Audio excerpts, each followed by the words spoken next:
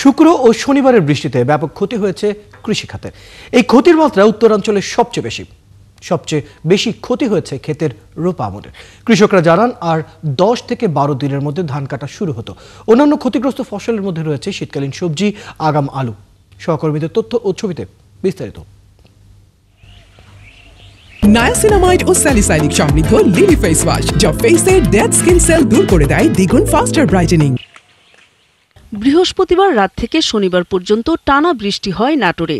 এতে রোপা আমন ধান ও শীতকালীন আগাম সবজির ব্যাপক ক্ষতির শঙ্কা করছেন কৃষকরা বলছেন ক্ষেতের আমন ধান নুয়ে পড়েছে, সবজি খেতে জমেছে পানি।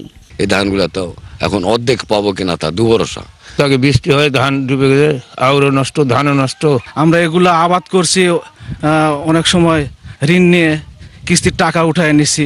নাটোরের কৃষি সম্প্রসারণ অধিদপ্তরের উপপরিচালক বলেন, বৃষ্টির কারণে 5340 হেক্টর জমির ফসল আক্রান্ত হয়েছে, যার মধ্যে শুধু ধানের জমি আক্রান্ত হয়েছে 5245 হেক্টর।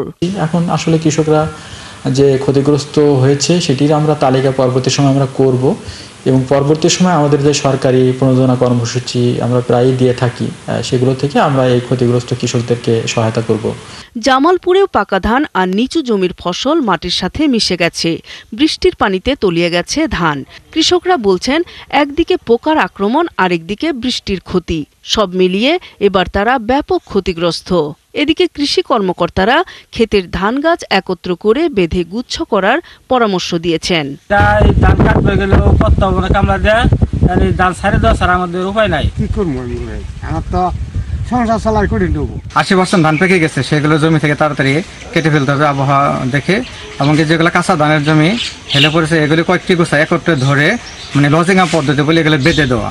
চাঁপাইনবাবগঞ্জে সারারাত বৃষ্টিতে বিভিন্ন এলাকায় জলাবদ্ধতার সৃষ্টি হয়েছে, ডুবে গেছে জমির পাকা আধা পাকা ধান। কৃষি বিভাগ বলছে, গত 10 বছরে একদিনে এমন বৃষ্টির রেকর্ড নেই চাঁপাইনবাবগঞ্জে। কৃষি বিভাগের তথ্য অনুযায়ী সবচেয়ে বেশি বৃষ্টি হয়েছে সদরে 260 মিলিমিটার।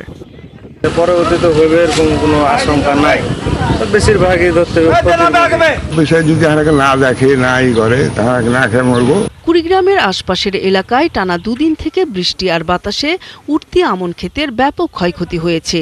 পাশাপাশি আগাম আলু চাষের জন্য তৈরি ক্ষেতগুলোও ক্ষতিগ্রস্ত হয়েছে।